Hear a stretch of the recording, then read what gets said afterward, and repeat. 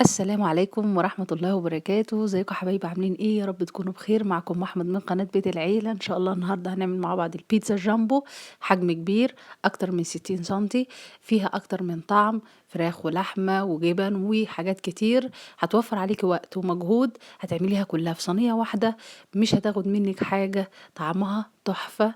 لأول مرة تشوفونا سبسكرايب للقناة ولايك وشير وفعلوا زر الجرس عشان يوصلكوا كل جديد.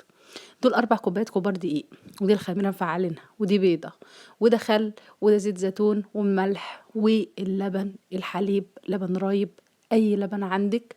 طبعا احنا بنعجن البيتزا باللبن عشان خاطر العجينه بتاعتها بتبقى جميله جدا. حطينا الدقيق على الملح على الخل على شويه زيت الزيتون، خلاص على البيضه، تمام كده. وهنعجن وهنحط الخميره اللي احنا مفعلينها ما شاء الله عليها اهي، ربع كوبايه ميه دافيه على خميره على شويه سكر او معلقه كبيره سكر. خلاص هننزل باللبن واحده واحده لحد ما نلم العجينه. لبن حليب ماشي، لبن رايب ماشي، علبه زبادي على شويه ميه ماشي، اي حاجه عندك. المهم ان اللبن جميل جدا في عجينه البيتزا، بيخليها جميله جدا تحفه، وفي نفس الوقت بتبقى القيمه الغذائيه بتاعتها كبيره.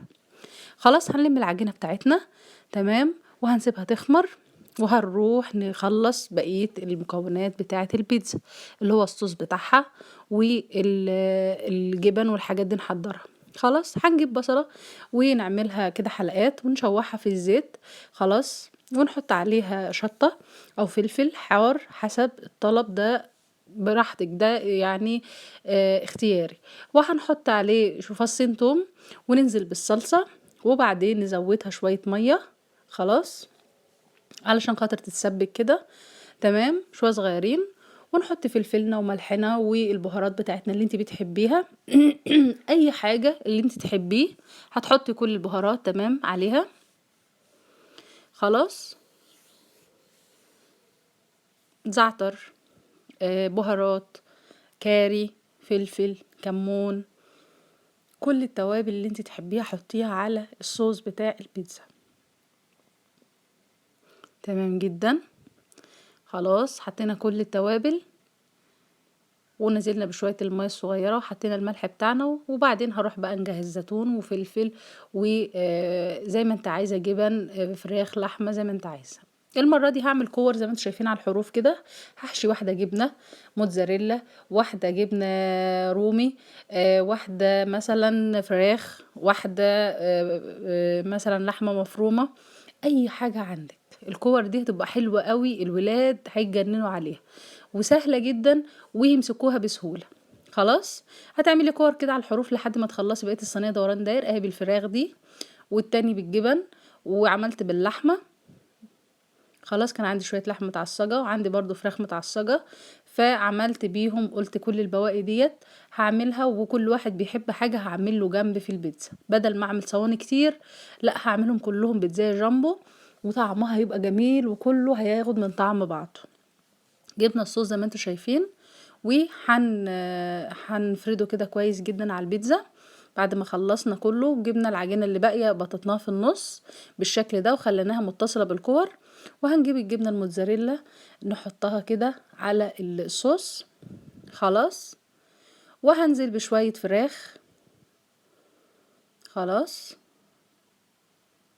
اللي بيحب الفراخ ياخد، وهحط شويه برضو لحمه مفرومه، لحمه متعصجه، خلاص، اللي تحبيه وحسب الامكانيات اللي عندك، عايزه تخليها كلها طعم واحد مفيش مشكله. انا عامله الكور دي كل حاجه طعم مختلف، ده عشان الولاد بيفرحوا بيها وبتبقى طعمها حلو وعلى قد ايديهم. وتونه عشان خاطر عندي ابني بيموت في التونه، خلاص، حطيت له برضو تونه. دي سهله وسريعه، بدل ما تاخدي صواني كتير وفرن كتير ويدخل ويطلع، لا كل ده في فرن واحد وتدخل على طول، وتبقى لذيذه وطعمها حلو وجميله جدا ومش بتاخد غلبه كتير، وتحط عليها كل اللي عندك، سهلة جدا ما فيهاش اي حاجة. حطي بقى زي ما انت عايزة، فلفل الوان، حطي زيتون، جبن، اللي انت عايزاه. اهم حاجة عندنا العجينة بتاعت البيتزا والصوص بتاعها، الحشوة دي بتاعتك انت، اللي انت عايزاه حطيه. هنحط بقى شوية جبنة موتزاريلا، هنبشر شوية جبنة رومي، نحط شوية زيتون، شوية فلفل، بعد ما حطينا بقى التونة والفراخ واللحمة والجبن والحاجات اللي احنا حطيناها. خلاص كده جميلة جدا. هسخن الفرن بتاعي طبعا حامي على 200، وهدخله وهتستوي معايا على طول، مش هتاخد وقت، وهتلاقيها استوت معاكي وبقت جميلة، وتحمريها كده تطلع حروفها كده ايه جميلة جدا، ومن جوه الجبنة سايحة فيها وتحفة. خلاص كده هي تمام معايا كده خلصت. هدخلها الفرن واوريها لكم بعد ما طلعت من الفرن بالشكل ده، زي ما انتم شايفين ما شاء الله عليها. وبألف هنا وبألف شفا، يا رب تكون الحلقة عجبتكم. لو أول مرة تشوفونا سبسكرايب للقناة ولايك وشير وفعلوا زر الجرس عشان يوصلكم كل جديد، ومنتظرة تعليقاتكم، ودايما بسيب لكم المقادير في صندوق الوصف. وإن شاء الله انتظرونا في حلقة جديدة، والسلام عليكم ورحمة الله وبركاته.